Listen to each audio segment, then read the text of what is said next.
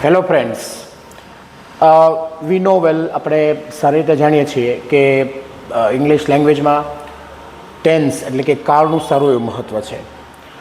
Total 12 કાળ છે. તો આજે આપણે વાત કરવાના છીએ સિમ્પલ પ્રેઝન્ટ ટેન્સ એટલે કે સાદો વર્તમાન કાળ. સાદો વર્તમાન કાળ જે છે એનો ઉપયોગ રોજિંદા જીવનમાં ઘણો જ બધો છે, જેને કહી શકાય કે આપણે ક્યાંક ને ક્યાંક ડાયરેક્ટ ઇનડાયરેક્ટલી જે છે આપણે એનો યુઝ કરતા જ હોઈએ છીએ. તો સાદો વર્તમાન કાળ એટલે રોજિંદા જીવનની ક્રિયા દર્શાવવા માટે વપરાતો ટોપિક એટલે અથવા તો કાળ, અથવા સનાતન સત્યો દર્શાવવા માટે. 2-3 એક્ઝામ્પલ દ્વારા વધારે સ્પષ્ટ થશે કે હું દરરોજ સવારે મંદિરે જાઉં છું.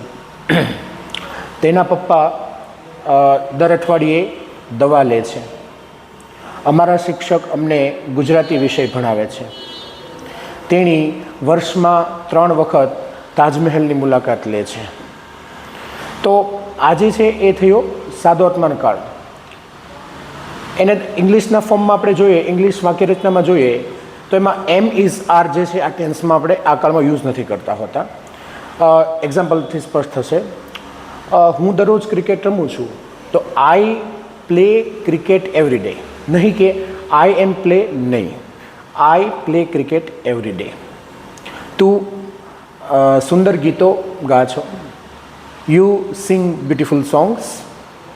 પછી હી શી છે કે એકવચન છે, એમાં જે ક્રિયાપદ હોય એમાં આપણે એસ લગાડીએ છીએ. માનો કે તેણી ખુરશી પર બેસે છે, શી સિટ્સ ઓન ધ ચેર.